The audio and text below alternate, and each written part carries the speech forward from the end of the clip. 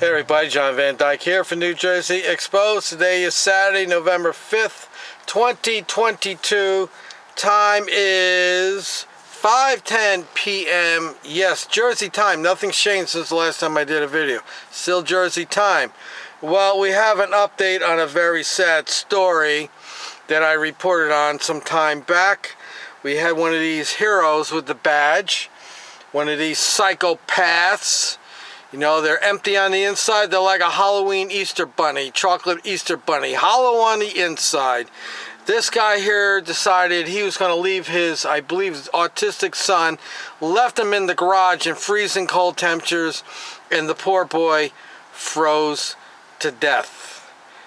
Unbelievable. This is what's running around with a badge and a gun, right? Protecting and serving somebody like that could be that callous against their own flesh and blood. Well, anyway, he's had his day in court and it didn't work out too well for him. This is reported on the New York Times, and this is dated, I think this came out today as a matter of fact. It reads, former New York police officer convicted in freezing death of son. There it is.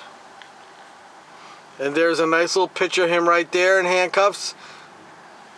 Let's find out what it had to say. A Long Island jury on Friday convicted a former New York City police officer in the death of his 8-year-old son, an autistic boy who died from hypothermia nearly 3 years ago after his father forced him to sleep in a freezing garage. Unbelievable. Where's the mother? That's what I want to know. Former Officer Michael Valva, 43, of Center Moriches, M-O-R-C-H-E-S, Moriches, Long Island, was found guilty of second-degree murder and 4 counts of child endangerment after a 6-week trial in Suffolk County Court in Riverhead, Long Island. Why did it take 6 weeks? Let me guess. They were trying to rewrite the narrative, right? Oh, I didn't know he was in the garage. Yeah, that kind of deal. You know, these lawyers, they get very creative. The jury returned its unanimous verdict after about 7 hours of deliberation. The Suffolk County District Attorney's Office confirmed on Friday. The case casts a harsh light on Suffolk County's Child Protection Agency. Yeah, well, it also shines a light on the law enforcement community because it's full of sociopaths, narcissists who don't care about anybody but themselves. They don't feel empathy. They don't have empathy. They're devoid of empathy, and that's how the crap like this happens. The principal and teachers of East Moriches Elementary School, where Thomas Valva had been in 3rd grade, had made at least 24 calls to Child Protective Services in 3 years leading up to his death. Suffolk County prosecutors said that Mr. Valva had physically and verbally abused 2 of his sons for years before January 17, 2020, when Thomas, who went into cardiac arrest, died from hypothermia, according to an autopsy report from the Suffolk County Medical Examiner. So sad. Raymond A. Turney, the district attorney, said he was satisfied with the jury's decision, but it could do only partial justice. This guilty verdict will not bring back 8-year-old Thomas, who suffered immense cruelty at the hands of his father, he said. Mr. Valva, he said, will now pay for cutting short the life of a young, innocent, defenseless boy who had a lifetime ahead of him. According to testimony and text messages between Mr. Valva and his former fiancée, you know, another badge bunny, get involved with these psychopaths, and who pays the price? The child. And his former fiancée, Angela Polina, the couple had for months repeatedly locked... Oh, she was in on it too. Repeatedly locked Thomas and his then 10-year-old brother, Anthony, who is also autistic, into an unheated garage at their home at 11 Bittersweet Lane. Miss Polina, 45, has also been charged with second-degree murder and child endangerment and will be tried later. Both Mr. Valva and Miss Polina pleaded not guilty to the charges. Well, of course they didn't. They don't think they did anything wrong. Mr. Valva showed little emotion during closing arguments on Thursday. He looked away when a photo of his son in the morgue was shown on a small screen at the defense table. They should have shown him a few pictures of the kid frozen. But see, this cop doesn't feel anything because he's a psychopath. See, narcissists, there's 3 different levels of them. Psychopath, sociopath, and the regular narcissist. They don't feel empathy. They are dead inside. They are empty. About 70 people had packed the small courtroom, taking up nearly every seat. About a dozen residents from the community who had been there for almost every day of the trial had also come to watch. John Laturco, Mr. Valva's lawyer, conceded to the jury that his client was guilty of all 4 counts of child endangerment, but he asked jurors to consider lesser homicide and manslaughter charges that carry significantly less prison time. He argued that for prosecutors to prove Mr. Valva had committed second-degree murder, they would have to show that he exhibited depraved indifference. Oh, come on. You put the kid out in freezing cold. I remember this story. It was in January. It was freezing cold out. You don't think that's indifferent? It's not like the kid was out there with his winter coat and long johns and gloves and everything. Proxy said he wanted to paint Mr. Valva as a cold-blooded monster, a werewolf with no love in his heart who did not shed a tear over the death of his son. You have to believe that he had utter disregard for Thomas's life. They simply did not care whether Thomas would die, and that's absolutely not true, Mr. Laturco said. Well, I don't believe anything the lawyer said. This guy has a history of doing things against his kid, or kids, both his sons. Obviously doesn't like them because they're autistic, so I guess they're not going to sit there and watch the ball game with them. But the children had been long time concerned. Teachers filed reports that the brothers arrived at school with bruises and abrasions on their bodies. Instructors saw Thomas and Anthony eat crumbs on the floor and food out of the trash. The children were constantly cold, according to the testimony, and they wore pull-ups because they were incontinent due to stress and to long bouts of not using a bathroom while at home. On January 17, 2020, Thomas, who was in the garage, had urinated and defecated himself just after 8 a.m., according to an audio recording from a security camera in the home. Mr. Valva told Miss Paulina that he should make the boy eat the feces. He berated his son using explicitives as he screamed at Thomas for soiling his pants. This poor kid.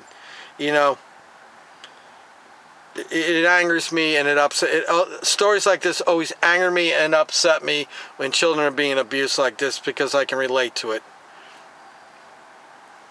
He then ordered Thomas to strip down. According to the recording, the boy went to the backyard so that Mr. Valva could douse him with cold water. Thomas fell as he walked, striking his head on the concrete. Video footage from a neighbor's security camera shows you can't throw an 8-year-old out in 19-degree weather naked after having him sleep on a cold garage floor and not expect that the child's going to be hypothermic, said Carrie Ann Skelly, a Suffolk County prosecutor. About 8:50 a.m., Mr. Valva, who had brought his son back into the garage, can be heard on the audio recording from a security camera swearing as he tells Miss Paulina that Thomas is catatonic. He repeatedly yells, "Wake up, are you alive?" and slaps Thomas each time. After trying to warn Beth, Mr. Valva called 911 at about 9:40 a.m. before performing cardiopulmonary resuscitation. Doctors at Long Island Community Hospital took Thomas's temperature. It was only 76.1 degrees. He died at about 10:30 a.m. This is depraved indifference, murder by a man who had an utter, complete disregard for the life of his child, and he did nothing that day but lie and treat his child in a cruel, inhumane way, Ms. Kelly said in her closing arguments. She showed the jury the last known photo of Thomas taken by his teacher on January 16th. Thomas, who wore a dark gray long-sleeve shirt, was smiling as he gave her a thumbs up. Miss Kelly then showed a photo from the next day. It was one taken at the morgue. Thomas was pale and his lips were blue, with his dark eyelashes standing out against his snow-white skin, and no doubt the blood was pooling in his body. Very sad. So, this piece of shit which is what he is. This piece of shit right here. If I had my way, I would march him. Anybody who kills their child, deliberately kills their child, I would be more than happy to march them to the gallows, put the noose around their neck, and I would pull the trapdoor and let them hang. But we can't do that here in America anymore. So, the next thing I would like to do with this piece of shit, after he gets done with his appeal, because you know that's coming, Once he gets sentenced and he goes off to prison, they should just put him in a little room, a cold room, might I add, okay? Let him be cold for the rest of his time there, and put up all the pictures of his dead son so he can look at that. And then when they get done with him and they put the mother in jail for allowing it to happen because she's aware of it, so she enabled a lot of this crapola, you got to do the same thing with her. Put her in a cold cell and let her look at the dead pictures of her kid. That's how you handle that. But here we go. Another hero. This is what was out protecting and serving the community. I love to hear from you bootlickers and you blue goose swallowers. I know what you're going to say. You know, that's just an isolated incident. They're not all bad. They don't all do things like that. No, they don't. Not all kill their kids. Some of them rape their kids. Some of them molest them. Some download child porn. Some like to stalk children, internet luring. Others like to go out and beat their wives and choke their girlfriends. And others like to drive drunk and cause accidents. And others like to beat up citizens on arrests and things like that. So there is some truth to that. They're not all like that. No, many of them do other things, but this is disgusting. This is absolutely disgusting. And this is just, my opinion, no, not all cops are like this, but one thing I see for sure in the law enforcement community is the lack of empathy. And that's what narcissists are. Their lack of empathy, and it's all about them. And this is the one thing I see. And whether the job or the environment teaches that, I think it does in some ways, because a person with empathy, who could go out and sit there and pull somebody over and give them a ticket for bullshit stuff, things like that, extort money. People with empathy don't do things like that. So this is a job that really attracts these Easter bunnies. Let's call them Easter bunnies from now on. These Easter bunnies. It attracts them because they're dead inside. There's no heart, there's no feeling, there's no nothing. So hopefully when he goes to prison, that they're going to take real good care of him there. I'm John Van Dyke for New Jersey Exposed. Put the link in the description. I'll try to find the original video I did on this, and we'll put that link in there also, and you can go watch it again if you feel like you want to. Let me know what you think in the comments section. Like, share, subscribe, and follow me on Facebook, Gunnison Undercover. I am putting a lot of story every day. I'm posting stories up there of what our heroes are doing, and every once in a while I'm going to find a good story, one that needs a little more attention. We put it up, but I would say go there. I post a lot. Again, I'm just going to repeat myself. I post a lot of stories there.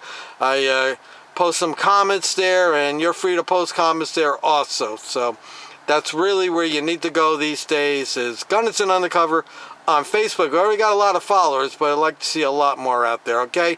And if you know of something that I should know about, get a hold of me via email, newjerseyexposed@gmail.com, and if there's a good story out there going on about a hero, I'd like to know about it. And if you got a personal problem, I really can't help you with that, but any stories regarding heroes, I'd like to know about.